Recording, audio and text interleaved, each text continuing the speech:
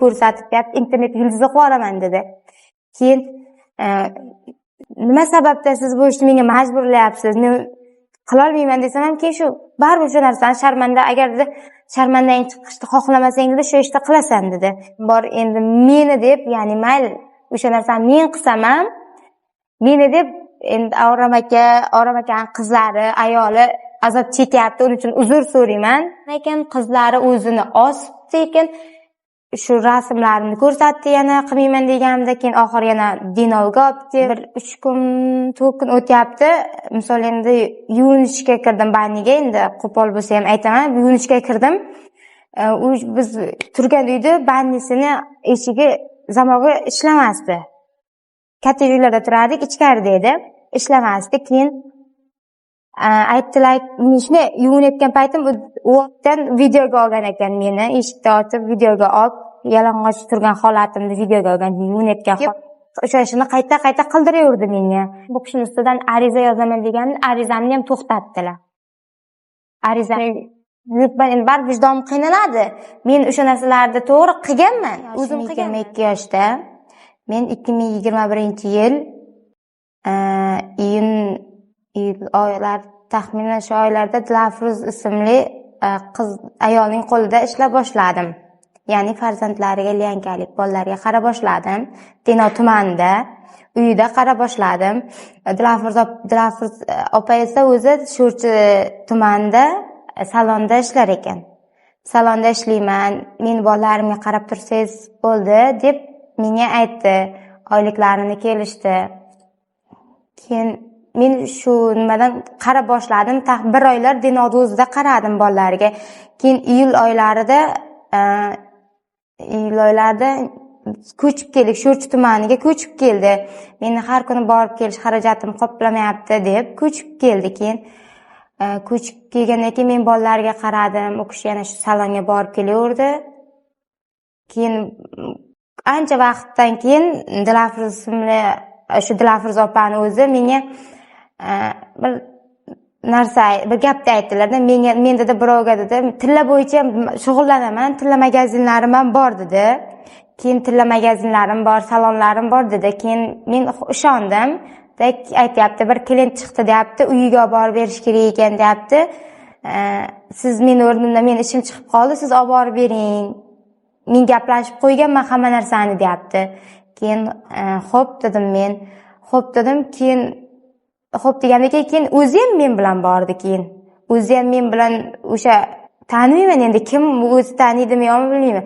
Keyin bordik. Siz ham tushasizmi, men bilan birga kirasizmi dedimki, yo'q dedi, men mashinada ichiga tushaman, o'tiraman dedi.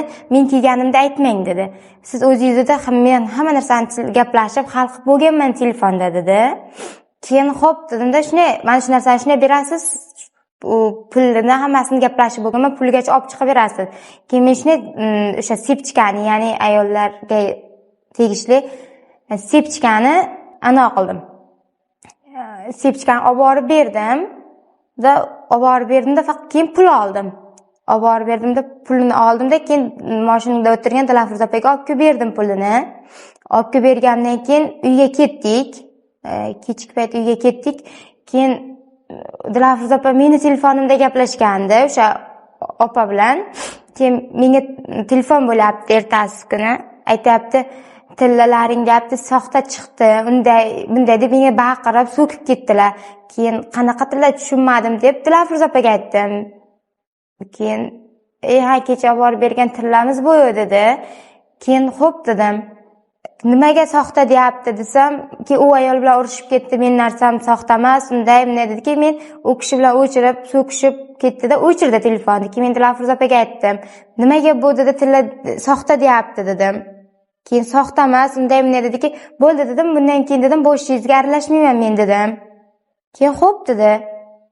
Keyin oradan bir 3 kun, 4 kun o'tyapti. Misol endi yuvinishga kirdim banniga, endi qo'pol bo'lsa ham aytaman, yuvinishga kirdim. Biz turgan uyda bannisini eshigi zamog'i ishlamasdi. Katta uylarda turardik, ichkarida edi, ishlamasdi. Keyin aytdilar, men shuni yuvinayotgan paytim u opa eshikdan videoga olgan ekan meni. Eshikni ochib videoga olib, yalang'och turgan holatimni videoga olgan, yuvinayotgan holatimni. Keyin menga yana shu taklif, xuddi mana shunday men telefonda gaplashib qo'yganman, mana tillani olib borib berasiz, unda ham ne dedi? Deb pulini olib kelasiz dedi. Keyin men aytdim, men boshqa o'g'il ishni qilmayman. O'tgan safarga menga yetadi desam, aytdilar. Keyin menga bir videoni ko'rsatdi. Shunday videoni ko'rsatyapti, mana video deyapti, sen deyapti. Keyin men videoga olgan ekan chindan ham. Keyin aytayapti, agar deyapti, men aytganimni qilmasang deyapti, tarqatib yuboraman internetga, mahallangga, uyingdagilarga ko'rsatib deyapti, internet yulduzi qilib yuboraman dedi. Keyin nima sababdan siz bu ishni menga majburlayapsiz? Men qila olmayman desam ham, keyin shu baribir o'sha narsani sharmanda, agar sharmandang chiqishni xohlamasang dedi, shu ishni qilasan dedi. Keyin bo'lmasa men tegishli joylarga aytaman deganimda menga nima deydi? Pichoq bilan tarmashib ketdi. Pichoq bilan tarmashib ketdi, aytsang dedi, o'ldiraman dedi. Keyin aytsang o'ldiraman dedi. Xo'p dedim. Keyin bordim o'sha joyga, yana xuddi o'shanday olib bordim. Pulni olib boryapman, tillani olib boryapman. Olib kelyapman, pulni olib kelib Dilafruz opani qo'liga beryapman. Har doimgidek u men bilan yana boryapti-da, mashina ichida o'tiribdi. Tushmayapti o'zi.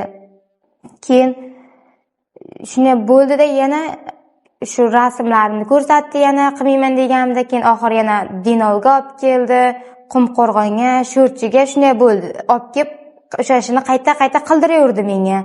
Keyin aytaman, uydagilarga aytaman, yo tegishli joyga aytaman deganimda urdi, so'kdi, rosa urardi, so'kardi. Keyin aytganim qilmasang, videolar qayta ko'rsatardi, seni shunday qilaman, unday qilaman deb. Keyin qildim. Bir kun shu dinovlik bir qizga anoq qildik. Xuddi shunday sepchkani berdik, sotdi, ya'ni Sho'rchiga kelib olib ketdi u qiz. Sho'rchiga kelib olib ketdi, ertasi kun ana deyapti, soxta chiqdi deb o'sha Sho'rchiga ariza bergan. Milsaxonaga ariza beryapti. Ariza bergandan keyin, ya'ni men Dilafruz opa Milsaxonaga boryapmiz kechqurun. Dilafruz opa shunday chiqarib qo'yapti-da, keyin Milsaxonadagilar endi borgandan keyin muomala qilib so'rash kerak-ku baribir fuqarolarni. Shunday borganda o'sha savolni beryapti-da, men o'sha narsani qilganim yo'q, men narsam emas deganimda, u meni keyin shunchalik urdi, o'sha milsa xodimi, ya'ni Erkin aka meni shunchalik urdi. Sen qilgansan, sening ishing bu deb urdi. Keyin yo'q, men emasman deganimda, keyin yana bu yuzimdan ham tarsaki tushirdi. Keyin qo'lidagi sepchka bilan urdi, zanjir bilan. Shunday deysan deyapti. Keyin xo'p, unda shunday dedim. Men dedim, Jasur aka shunday deyapti-da, shunday hamma aytish kusha qilgan deysan. Keyin men Milsaxonaga tergovga kirdim. Shular qilgan dedim. Lekin ayollarini aytganim yo'q, ayollarini aralashtirganim yo'q. Lekin ayoli ham, o'zlari ham, qizlari ham bu narsa bo'yicha umuman aloqasi yo'q-da o'zi. Keyin shunday bo'ldi-da, keyin tergovdan chiqardi meni. Tergovdan chiqardiki, keyin nima qilishim bilmadim. Tergovchi aytayapti, sen deyapti, orom bilan deyapti, ko'rishmaysan ham, uchrashmaysan ham, tergovda nima gap so'z bo'lganini aytmaysan ham deyapti. Keyin Dilafruz opa aytayaptiki, buni deyapti, baribir oromda oldiga boradi, unda ham deyapti-da. Buni o'zlaringiz himoya qilingizlar, o'zlaringiz ushlab turingizlar deyapti. Keyin men aytdim, men dedim, bo'ldi, hech kimga hech narsa demayman, dedim-da chiqib ketdim, qo'rqqanimdan. Keyin oradan 1-2 kun o'tgandan keyin, ancha vaqt o'tgandan keyin oxiri endi bar odam vijdoni qiynaladi, begona odamga endi begona bo'lmasa ham menga endi